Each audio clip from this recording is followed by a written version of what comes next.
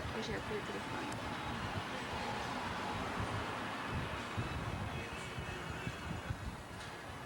C'est possible qu'il a dit j'ai trouvé que c'est fermé, que je suis partie, je sais pas.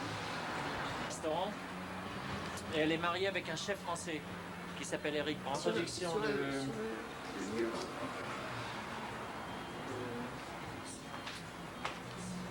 D'accord. Donc ça c'est fermé. Les panneaux de chaque côté. La fenêtre, c'est un détail du triptyque The Garden of Earthy Delight de Bosch. Ça c'est une vue de San Francisco, n'est-ce pas? Oui, l'artiste en ce moment est Henry Bridge. Il habite sur la colline, sur Nob Hill. Et c'est un artiste de 34 ans qui fait des landscapes comme ça, qui est spécialisé dans les landscapes. Et il va exposer ici pendant 3 mois. Ok. C'est des vues de San Francisco. Il a pris C'est un Américain, n'est-ce pas? Oui, c'est un Américain. Et, il fait aussi des fleurs. Il y a d'autres dans le restaurant, d'autres peintures qui sont assez intéressantes aussi. Et ici à San Francisco, mais si celui-là reste pendant 3 mois, je ne sais pas si ce sera possible pour lui d'exposer. Mais je dirais de vous appeler si vous voulez. Bien. Parce qu'il est venu pour la... Non, les artistes exposent gratuitement, ça veut dire que je ne prends aucune commission. Oui. Je ne prends pas de commission. Je leur demande à la fin de l'exposition de me donner une peinture ou de me faire une peinture qui fait des nus. C'était l'artiste avant Henry Bridge. Oui. Et donc ça c'est la peinture qu'elle m'a donnée avant de partir. Et qui est en fait toutes les gens du restaurant qui travaillent, le pâtissier à gauche. Ouais. Vous au milieu. Le maître d'hôtel juste derrière moi sur le vélo. Ah bon? La femme qui fait le bar est sur le trapèze. Et, mais qui peut imaginer que ces personnes sont des gens qui travaillent ici? Non, il y a quand même une petite ressemblance. Ah bon? Ah oui. C'est. Vous regardez, vous voyez une petite ressemblance. D'accord. Et donc c'est un cirque qu'elle a imaginé, quoi. Oui, oui. Bon, en fait, le restaurant, on dit que c'est un théâtre, mais la plupart du temps, c'est un cirque, parce que quand les choses ne tournent pas bien, c'est plutôt un cirque qu'un théâtre. Ah, d'accord. Encore Henri, là, vous voyez les fleurs qu'il fait, ils sont tout à fait intéressantes. Il fait des gros plans de la fleur. Et ça donne des effets assez intéressants. Il a 2-3 peintures modernes aussi. C'est un français celui-là? Non, c'est toujours Henry. C'est Henry Bridge, encore. Oh, c'est le même qui fait les peintures derrière moi, là? Voilà, c'est lui qui a fait les landscapes aussi. C'est 2 styles différents pourtant, oui. Ouais, et puis là, en plus, c'est un 3e style, en fait, les autres qui sont plus à droite, là. Ah oui, c'est vrai. C'est assez aussi plutôt abstrait, là. On est un petit peu abstrait. Ouais. Là. Les artistes, le restaurant était une des salles d'Amélios, qui est là depuis 1926. Donc, la plupart des célébrités qui venaient manger à Amelio, ne voulant pas être reconnus, demandaient toujours à être assis dans la salle derrière le restaurant. Ah d'accord. Et donc en fait, d'après les anciens qui sont venus manger au restaurant, ils disent que c'est ici que Clark Gable et Carole Lombard avaient leur petite aventure et ça amoureuse. Se passe toujours comme ça? Oui, maintenant, en fait, il y a des gens qui aussi demandent à être assis plus dans des salles privées, juste parce qu'ils ne veulent pas être reconnus. Vous les laissez ici? Oui, ils ont des affaires privées où ils ne veulent pas que leur épouse sache qu'ils sont là. Ah d'accord. Ah oui, ça c'est... Et vous changez tous les 3 mois, vous dites? L'artiste change tous les 3 mois, oui. D'accord. Parce qu'il y a eu le San Francisco Art Festival, il y a eu beaucoup d'artistes qui ont exposé. Et un des artistes est venu de Montauban et il a rien vendu, mais... Ouais, mais plus. Le café maintenant est ouvert depuis 2 ans et demi. Oui. Et pourquoi? Est-ce que vous faites de la publicité? Oui, on fait de la publicité, mais c'est pas la question de qu'il n'y a pas de clients, c'est la question que les clients n'achètent pas les peintures. Il semble que Henry, qui est là maintenant, fait des peintures tout à fait intéressantes qui ne sont pas vraiment chères, quoi, et commencent autour de $400. C'est pas cher, non? Non, il est tout à fait raisonnable. Et les gens en achètent quand même pas? Non, c'est pour une raison ou pour une autre. Oui, il a une mailing list, il a envoyé aussi pour dire aux gens de venir voir ses peintures, mais je ne sais pas pour quelle raison. Oui, il n'a pas fait assez de promo peut-être. Oui, peut-être. Les artistes, au lieu de garder les peintures chez eux, préfèrent les exposer. Et on donne une chance aux artistes d'exposer sans que ça leur coûte rien. Pour nous, ça change. Le restaurant, tous les 3 mois, le restaurant change. Ah, d'accord. Et donc, c'est agréable. Les clients aiment bien voir.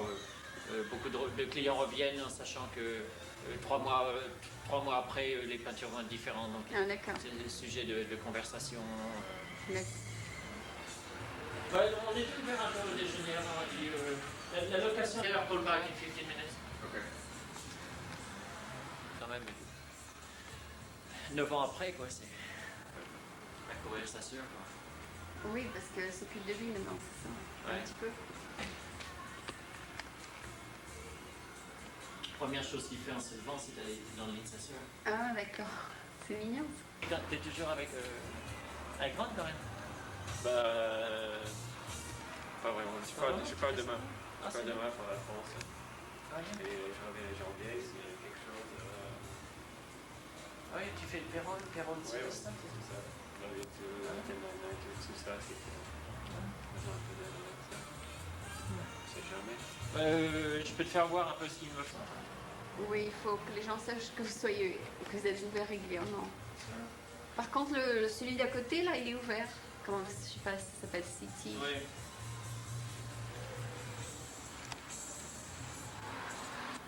Gain Up, ça ajoute la lumière. Et ça, c'est par la dame, c'est ça?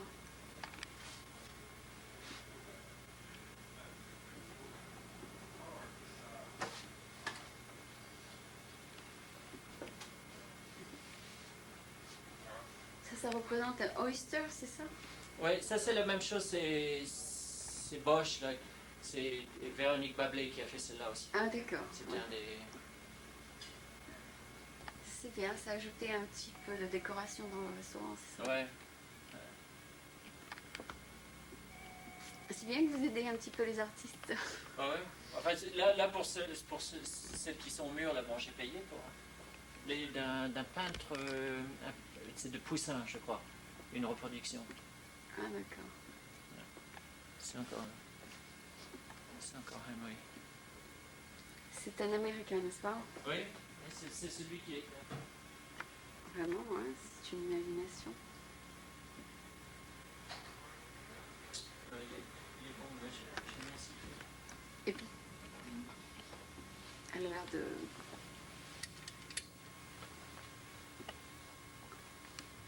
Certaines salles de banquet qu'on a... Oh, ok. Mieux, là. Et ça, c'est des anciennes peintures ou c'est des lithographes? Enfin, c'est des reproductions. C'est des reproductions, mais enfin qui sont assez vieilles aussi.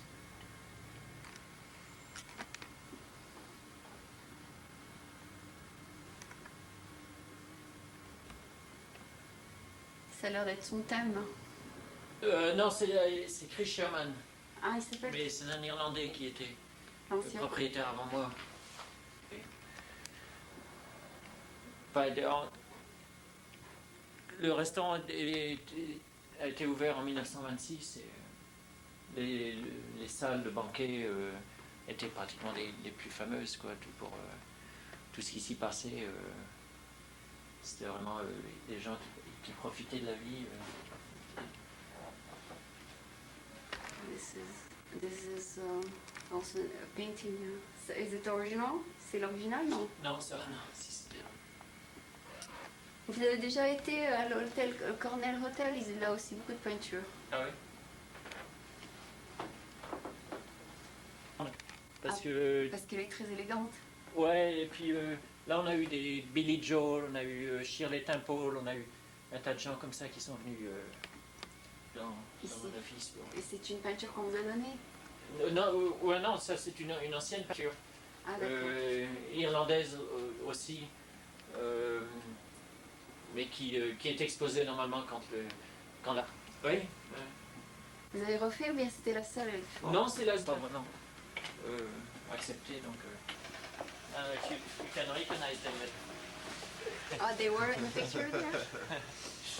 Were they there? Were they here? He was the guy with the two cakes on the, sur le fil. Oh, okay. Hello. Yeah, he was on the picture. You're very stable. You stay here, huh? Yeah, the balancing act. And Spencer was the green giant on the right side of the picture. Oh, okay.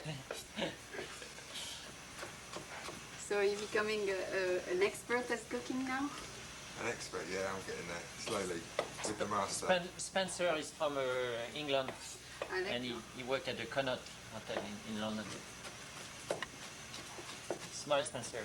Don't get your Camera finger. shy. No, he doesn't look shy to me. Oh, okay. Do you cook every day or just once a week? Yeah. C'est d'accord. C'est Patricia qui fait le garde-manger. Ah, d'accord. C'est des sandwichs, ça, non? Et les articles ou de l'advertising, on dit toujours que c'est un des restaurants les plus romantiques. On a eu beaucoup d'affaires amoureuses qui se sont passées au restaurant entre Ah, d'accord. Marilyn Monroe, Ah bon? ouais, donc Clark Gable, Carole Lombard. Et c'est dans votre publicité un peu? Oui, oui, voilà. Aussi, on a encore toujours des gens aussi qui viennent pour cette raison-là, parce que c'est un restaurant intime. Historique un peu. Et donc vous faites un peu de publicité à Hollywood, non? C'est ça, non? Non, les gens d'Hollywood? Non, les gens le savent et puis ils viennent avec... Parce que vous avez gardé le nom, c'est ça, oui. Ouais, on a beaucoup de gens qui viennent pour s'engager, et donc on cache leur bague, on cache les diamants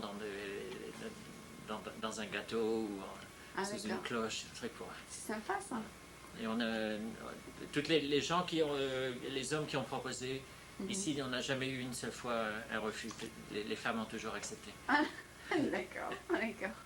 Ça a l'air sympa, ça. D'accord, je vais amener donc un homme ici.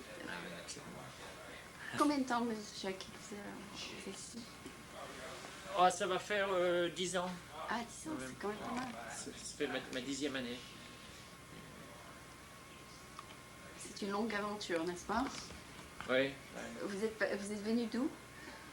Je venais de la côte est de Boston. Mhm. Mais enfin, je suis resté quand même presque 20 ans à San Francisco. Ah d'accord, vous avez donc ramassé un peu d'argent Oui. pour pouvoir acheter le restaurant. Mayonnaise. De l'ancien patron quoi, qui m'a fait Une bonne- un crédit, quoi, une Ah loan. d'accord. Donc, j'ai quand même été assez privilégié. J'ai pu acheter le restaurant sans vraiment mettre mon propre argent au départ. Ah super. Donc, ça a Donc bien arrangé peut-être les avec choses. les rentrées, vous avez payé, c'est ça? Oui. Ah d'accord. Et lui, il voulait vite le vendre, c'est peut-être pour ça. Ouais, lui, il avait 67 ans et donc il ne voulait plus rester en affaires. Oui, bien sûr. Donc il a préféré prendre sa retraite. Et vous avez regardé dans les journaux, vous avez trouvé l'affaire, vous l'avez appelé, c'est ça? Non, non, j'étais son associé pendant quelques années. Ah d'accord, d'accord. Et Vous donc, étiez un chef ici? Oui. Ah d'accord. Là, Ah quand bon, il s'est d'accord. retiré, Ça a l'air logique alors. Ça a l'air de plus en plus logique. ça va faire 30 ans que je fais la cuisine. Ah, Donc, ça fait partie de votre vie quoi. c'est l'aboutissement d'une carrière. Un chef depuis son apprentissage, il ne vise qu'à être un jour le propriétaire d'un restaurant. Ce que vous avez accompli. Ouais. Donc le next step serait de quoi? Je vais garder le restaurant jusqu'à ma retraite. Ah d'accord. Et peut-être travailler un peu moins. Ouais, non, le restaurant, une fois que vous devenez propriétaire, actuellement, c'est là que vous travaillez encore plus. On pense que en gagnant plus d'argent et en étant propriétaire, on travaillerait moins. Mais c'est pas du tout vrai. Il faut, c'est tout le contraire. Il faut toujours surveiller ce qui se passe. Ouais. Il y a toujours des problèmes aussi. En apprentissage, on pense que travailler 8 à 10 heures par jour, c'est beaucoup, mais une fois que vous devenez patron, c'est 12 heures par jour et pratiquement tous les jours, il faut être au restaurant, quoi. Ah, d'accord. Donc c'est... mais vous avez un chef qui sait exactement faire ce que vous savez faire, non? Oui, la plupart du temps, je suis derrière le fourneau, quoi. Ah, d'accord. Mais Spencer est mon sous-chef. Et Spencer a travaillé avec un de mes anciens professeurs, qui était à Maxim's. Oui. Et donc Spencer a travaillé avec lui pendant 5 ans. Et c'est lui qui m'a envoyé Spencer ici. Ah, il sait faire... enfin, il sait comprendre le raffinement français, quoi. Oui. Ouais, non, il a fait un apprentissage de cuisine française, donc c'est le classique. Ouais, d'accord. Est-ce que au fur des... après 10 ans, vous avez changé le menu ou c'est le même? Non, le menu change tout le temps, quoi. C'est le... Ah, vous changez, d'accord. Merci. Là, c'est le... Comment ça a évolué? Vous pouvez nous raconter ça un peu? C'est-à-dire qu'au début, je faisais la cuisine, ma cuisine d'apprentissage, Que vous avez appris à l'école. la cuisine des autres qui était plutôt classique. Et puis, au cours des années, j'ai développé mon propre répertoire, fait mes propres recettes, des adaptations du classique et aussi mes propres créations. Vos propres créations, ok. Et là, tout ce que vous servez là, enfin en 1994, c'est vos propres créations? Oui, mais enfin, il y a encore des gens qui demandent pour des classiques. Donc, vous pouvez le faire pour eux, c'est ça? Bah oui, c'est l'avantage d'avoir appris la cuisine classique, c'est que je peux refaire pratiquement n'importe quoi. Donc quand vous leur présentez un menu, vous pouvez aussi aller à côté du menu, c'est ça? Les gens savent qu'ils peuvent demander autre chose. Oh, absolument, on a toujours des gens qui vont demander un faisan Souvarov, qui vont demander une omelette, des œufs brouillés aux truffes. Et vous dites ça au téléphone et vous dites oui, on peut le faire pour vous, c'est ça? Oui, ou même quelquefois c'est juste quelqu'un qui va dire tiens, j'aimerais bien manger une escalope viennoise ou... et vous dites oui, on peut vous la faire? Absolument, si on a les ingrédients, vous voulez bien? On fait ce que les gens demandent. Ah d'accord. Ça c'est la différence entre un grand restaurant de classe et un bistrot qui ne peut pas vraiment s'égarer en dehors du menu. Donc, et donc décrivez un petit peu peut-être le menu pour finir. Le menu actuellement, ça c'est mes pâtes tressées. C'est une de mes créations aussi. C'est des pâtes fraîches tressées, des pâtes vertes et aux œufs, avec des crevettes de Hawaï aux pâtes bleues. Sinon, on est spécialisé dans le foie gras. On fait un foie gras au vinaigre de framboise. On fait une petite tarte aux pommes. C'est comme une tarte à thym qui est très très fine. Assez classique aussi. Oui, on a beaucoup de... vous servez beaucoup de soufflés. Vous servez surtout quoi? Le saumon? Quelle est votre spécialité? Oui, on a je fais un poulet farci en croûte, qui est une de mes spécialités. Ok, le poulet farci avec... qu'est-ce que vous mettez dedans? Le poulet farci avec la cuisse du poulet et des champignons shiitake et des herbes et un peu d'ail et du cognac.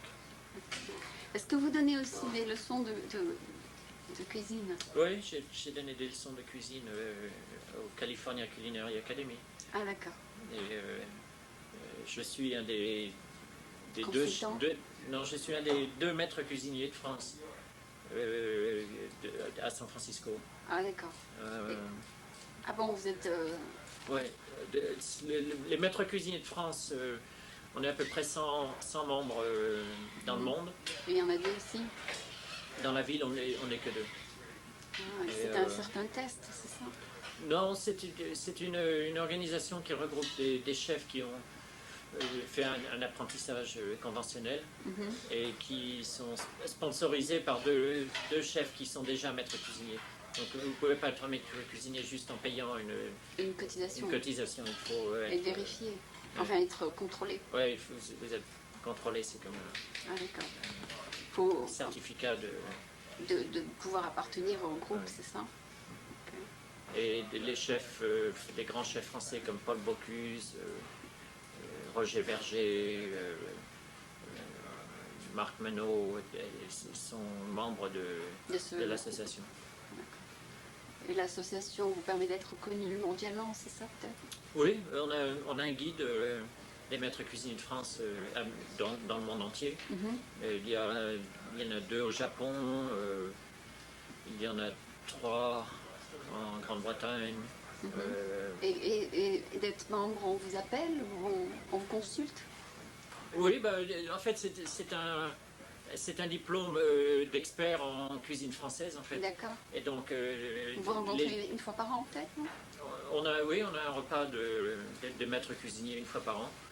Et on a pas mal de gens qui, avec le guide des maîtres cuisiniers, veulent manger, surtout dans les places où il y a des maîtres cuisiniers, parce que, comme je dis, c'est un certificat d'expertise en cuisine française.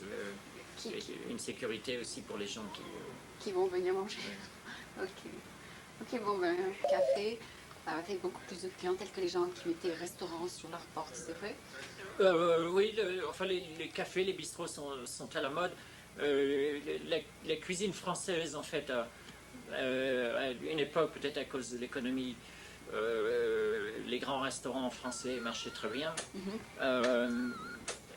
Et avec l'économie comme les mauvaises économies, ils se sont vers les cafés, orientés vers les cafés. Et la presse, en fait, a suivi aussi ça. Ou c'est peut-être la presse qui a créé, en fait, cette situation.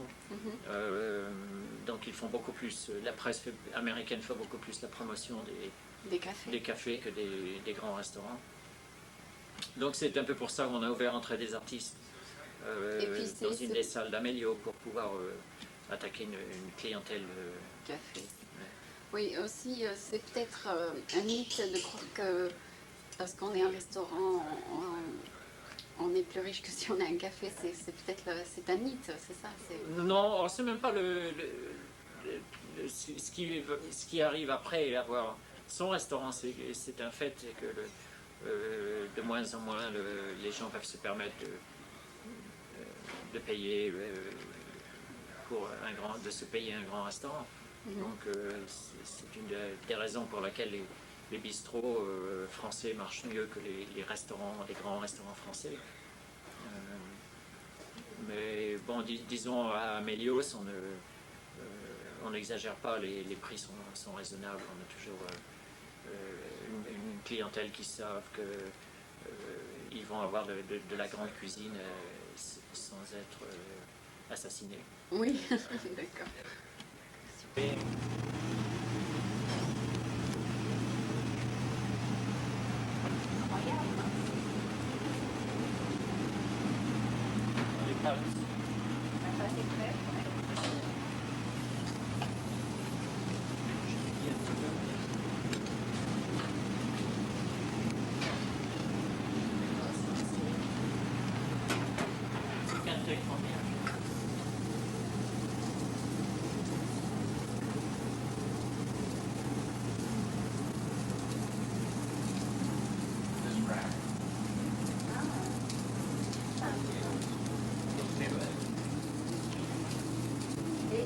Elle est toujours montrée pliée comme ça, la pâte? Elle est pliée?